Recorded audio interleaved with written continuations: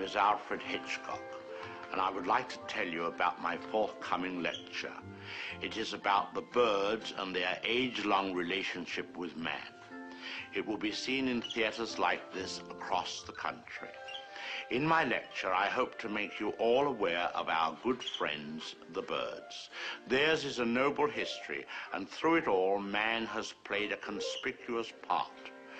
This cave drawing is one of man's earliest sketches of his feathered friend. One can see at once the loving care with which the artist depicted his subject.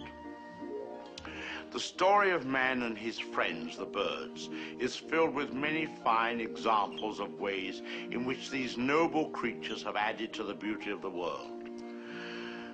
Take this plumed hat from the period of Charles I. How proud the birds must have been to have their feathers plucked out to brighten man's drab life.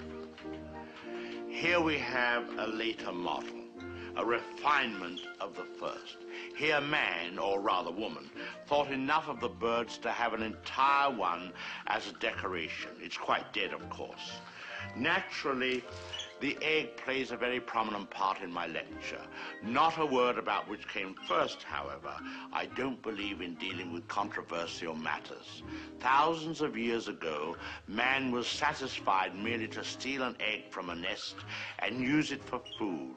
Now he has perfected this process by imprisoning each hen in a separate cage and by scientifically manipulating the lights so that she doesn't fall into the rut of the old 24-hour day.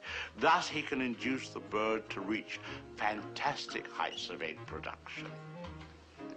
Originally, there were many varieties of birds on Earth. Some have become extinct. The great auk, the passenger pigeon, and the famous dodo bird have all disappeared. Actually, they didn't exactly disappear. They were simply killed off, but of course, this is nature's way. Man merely hurries the process along whenever he can be of help.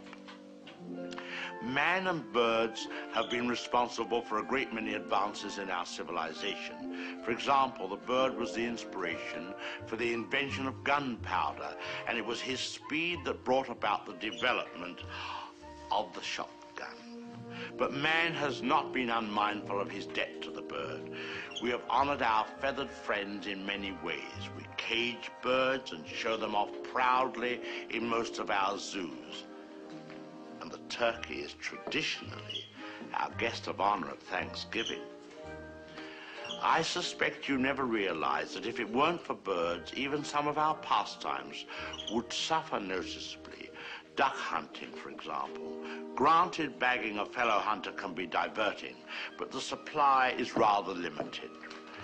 I hope you don't mind if I have something to eat, but I'm rushed today. Planning the lecture has been most educational for me.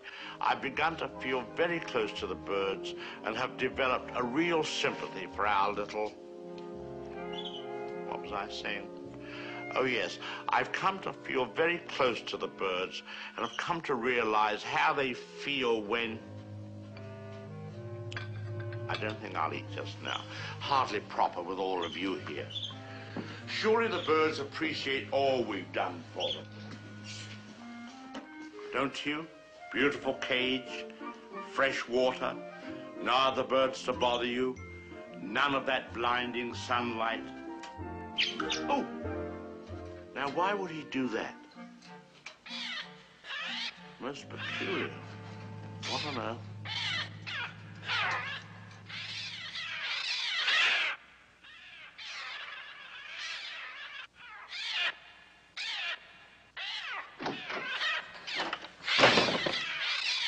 They're coming! They're coming!